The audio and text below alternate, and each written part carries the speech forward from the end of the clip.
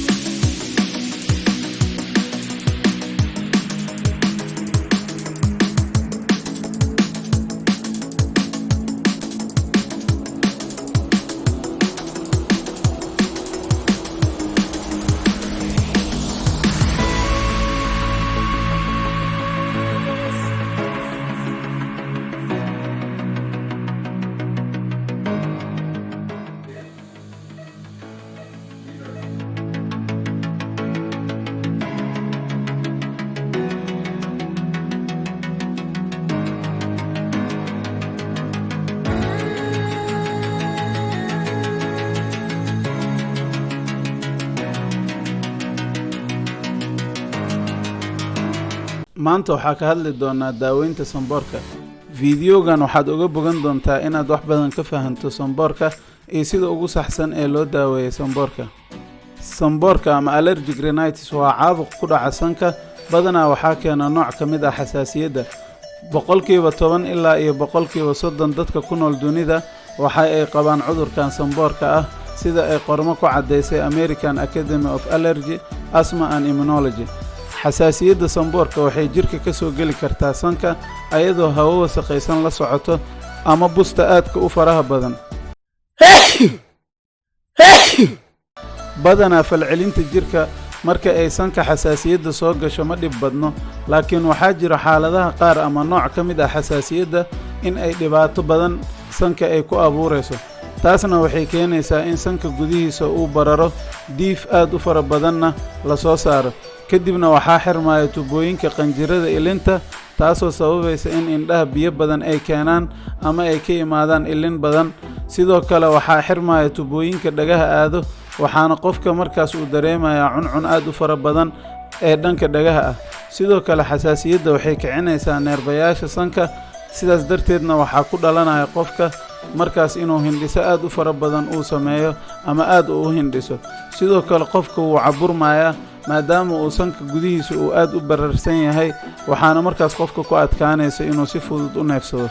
calaamadaha lagu garanayo qofka inuu qabo samboorka waxaa ka mid ah qodobka koowaad, sanka oo caburma. qodobka labaad, indhaha oo biyo sida ilinta oo kale ah ay ka imaadaan. qodobka saddexaad, dhagaha oo aad u cuncuno qofka. qodobka afaraad, diif aad u fara badan. qodobka shanaad, hindhisid aad u fara badan.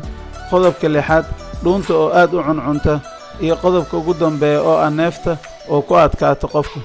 waxaa suuragal ah inaad wada aragto calaamadaha oo dhan haddii uu samboorka kugu dhaco, sidoo kalena way dhici kartaa qayb ka mid ah calaamadihii aan soo xusnay in aad aragto. waxaa jira calaamado u raaci kara dadka qaar, sida in qofka uu dareemo qandho ama madax xanuun. dadka qaar waxaa laga yaabaa cudurkan inuu haayo waqti aad u dheer, markaas waxaa loo baahan yahay qofka inuu si degdega ula xiriiro dhakhtarkiisa, sababtoo ah wuxuu u baahan yahay markaas in lala tacaalo xaaladiisa caafimaad, markaasna uu helo caafimaad. ilaah ayaa caafimaad bixin kare. maxaa sababi kara samboorka? sida ugu badan waxaa la isku raacsan yahay samboorka inuu keeno xasaasiyadda ama allergy ka timid deegaanka, sida busta, dhogorta xayawaanka, fiyoorayaasha qaar ka mid ah, iyo kiimikada aadka u xoogan sida barfuumka qaar.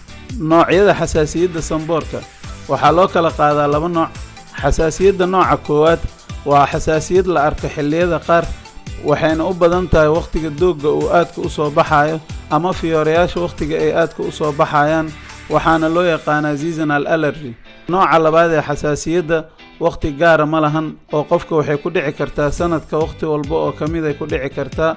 badanaana waxaa loo aaneeyaa inay ka imaan karto dhogorta xayawaanada iyo busta, maadaama la heli karo labadaas waqti walba oo sanadka ka mid ah. xasaasiyadda noocaas ana waxaa loo yaqaanaa perennial allergy.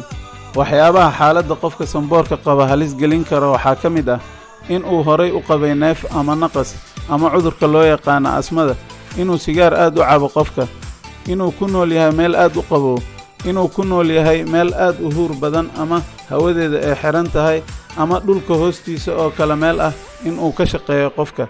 badanaa waxaa ugu badan dadka ka shaqeeya parking lotska ku yaala basementiga iyo dhulka hoostiisa. inuu ku nool yahay meelaha hawadeeda ay wasakhaysan tahay sida goobaha warshadaha badan ay ku yaalaan, inuu qofka ka shaqeeyo ama uu ku nool yahay meel aad u qaac badan ama meel qaac badan leh, taas oo badanaa lagu gubo alwaaxyada. iyo qodobka ugu dambeeya oo ah qofka inuu isticmaalo chemicals aad u xoog badan sida barfuunka oo kale. daaweynta sanboorka, qodobka ugu horeeya waa inuu qofka iska ilaaliyaa waxyaabaha ku kicin kara xasaasiyadda sida busta faraha badan.